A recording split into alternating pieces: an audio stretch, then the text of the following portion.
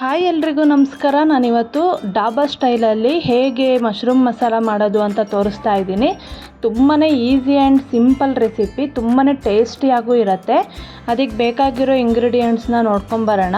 ನಾನಿಲ್ಲಿ ಬಿಸಿ ಹಾಲಿನಲ್ಲಿ ಇದು ಗೋಡಂಬಿನ ಒಂದು 8-10 ಗೋಡಂಬಿನ ನೆನೆಸಿಟ್ಕೊಂಡಿದ್ದೀನಿ. ಇಲ್ಲಿ ನೋಡಿ, ನಾನು ನೆನೆಸಿಟ್ಕೊಂಡಿದ್ದೀನಿ.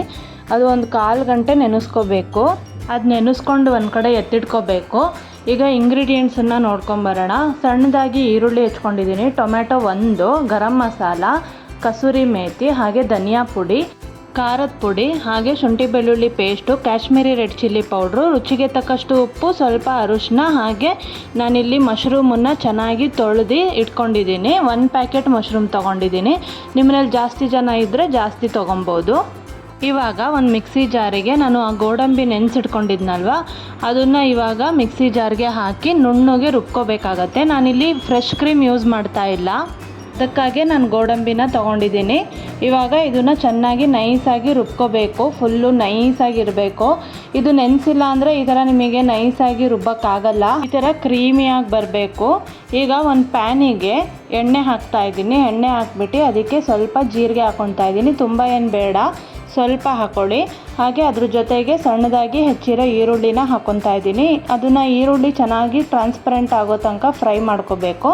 ಫ್ರೈ ಮಾಡ್ಕೊಂಡು ಒಂದು ಅರ್ಧ ಫ್ರೈ ಆದಮೇಲೆ ಶುಂಠಿ ಬೆಳ್ಳುಳ್ಳಿ ಪೇಸ್ಟನ್ನು ಹಾಕ್ಬಿಟ್ಟು ಅದನ್ನು ಕೂಡ ಚೆನ್ನಾಗಿ ಎಣ್ಣೆಯಲ್ಲಿ ಫ್ರೈ ಮಾಡ್ಕೋಬೇಕು. ಈರುಳ್ಳಿ ಚೆನ್ನಾಗಿ ಫ್ರೈ ಆದಮೇಲೆ ಶುಂಠಿ ಬೆಳ್ಳುಳ್ಳಿ ಜೊತೆಗೆ ಟೊಮ್ಯಾಟೋನ ಆ್ಯಡ್ ಮಾಡ್ಕೋಬೇಕಾಗತ್ತೆ.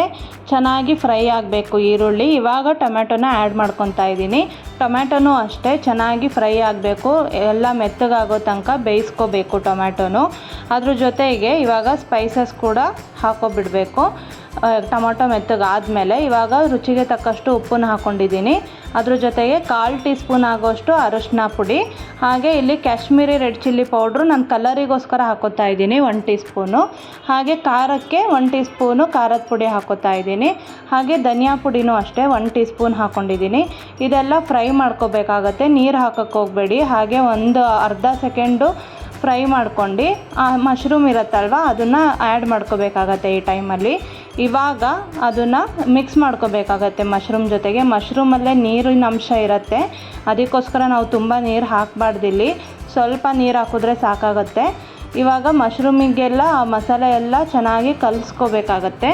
ಅದು ಮಸಾಲೆ ಎಲ್ಲ ಚೆನ್ನಾಗಿ ಮಶ್ರೂಮಿಗೆ ಅದು ಚೆನ್ನಾಗಿ ಫ್ರೈ ಆಗಬೇಕು. ಒಂದೇ 1 ನಿಮಿಷ ಫ್ರೈ ಮಾಡ್ಕೊಂಡು ಅದು ನಾವು ರುಬ್ಬಿಟ್ಕೊಂಡಿದ್ವಲ್ಲ ಕ್ಯಾಶು ಪೇಸ್ಟು ಅಂದರೆ ಗೋಡಂಬಿ ಪೇಸ್ಟು, ಅದನ್ನು ಹಾಕೋತಾ ಇದ್ದೀನಿ. ಇಲ್ಲಿ ಹಾಕ್ಕೊಂಡು ಚೆನ್ನಾಗಿ ಮಿಕ್ಸ್ ಮಾಡ್ಕೊಬೇಕು. ಇನ್ನೊಂದ್ಸಲಿ ಚೆನ್ನಾಗಿ ಮಿಕ್ಸ್ ಮಾಡ್ಕೊಂಡು ಅದರಲ್ಲಿ ಒಂದು 1/4 ಕಪ್ ಆಗೋಷ್ಟು ನೀರು ಹಾಕ್ಕೋಬೇಕು, ಸಾಕು. ಯಾಕಂದರೆ ಇಲ್ಲಿ ನೀರು ಬಿಟ್ಕೊಳ್ಳುತ್ತೆ ಚೆನ್ನಾಗಿ ಮಶ್ರೂಮು, ಅದಕ್ಕೋಸ್ಕರ ನಾನು ಸ್ವಲ್ಪ ನೀರು ಹಾಕಿದ್ದೀನಿ ಅಷ್ಟೇ. ಈಗ ಜಾಸ್ತಿ ಗ್ರೇವಿ ಬೇಕು ಅಂದರೆ ಈರುಳ್ಳಿ ಟೊಮ್ಯಾಟೋನು ಹಾಕೋಬೇಕಾಗತ್ತೆ. ಅದ್ರ ಜೊತೆಗೆ ನೀರೂ ಸ್ವಲ್ಪ ಜಾಸ್ತಿ ಹಾಕ್ಕೊಳ್ಳಿ. ಯಾಕಂದರೆ ನಾನು ಕಡಿಮೆ ಮಾಡಿ ತೋರಿಸ್ತಾ ಇದ್ದೀನಿ. ನೀವು ಈಗ ಜಾಸ್ತಿ ಬೇಕಂದರೆ ಈರುಳ್ಳಿ ಟೊಮೆಟೊ ಎಲ್ಲ ಜಾಸ್ತಿ ಹಾಕ್ಕೊಂಡು ಆಮೇಲೆ ನೀರು ಸ್ವಲ್ಪ ಜಾಸ್ತಿ ಸೇರಿಸ್ಕೋಬೇಕಾಗತ್ತೆ. ಹಾಗೆ ಮಶ್ರೂಮು ಅಷ್ಟೇ. ಇವಾಗ ಕುದೀತಾ ಇದೆ ನೋಡಿ, ನೀರೆಲ್ಲ ಚೆನ್ನಾಗಿ ಬಿಟ್ಕೊಂಡಿದೆ. ಆ ಟೈಮಲ್ಲಿ ಗರಂ ಮಸಾಲ ಮತ್ತು ಕಸೂರಿ ಮೇಥಿ ಎರಡನ್ನೂ ಹಾಕಿ ನಾನು ಫ್ರೈ ಮಾಡ್ತಾಯಿದ್ದೀನಿ. ಲಾಸ್ಟಲ್ಲಿ ಹಾಕ್ಕೊತಾ ಇದ್ದೀನಿ, ಒಳ್ಳೆ ಫ್ಲೇವರ್ ಬಿಡುತ್ತೆ ಗರಂ ಮಸಾಲ ಕಸೂರಿ ಮೇಥಿ ಹಾಕೋದ್ರಿಂದ. ನೋಡಿದ್ರಲ್ಲ ಫ್ರೆಂಡ್ಸ್, ಇವಾಗ ಮಶ್ರೂಮ್ ಮಸಾಲ ರೆಡಿ ಆಗಿದೆ. ಎಷ್ಟು ಈಸಿಯಾಗಿ ಮಾಡಿಬಿಡ್ಬೋದಲ್ವಾ. ಈ ಮಶ್ರೂಮ್ ಮಸಾಲ ಜೊತೆಗೆ ಚಪಾತಿ, ಪರೋಟ, ನಾನ್ ಜೊತೆಗೆಲ್ಲ ತಿನ್ಬೋದು. ತುಂಬ ಟೇಸ್ಟಿ ಇರುತ್ತೆ.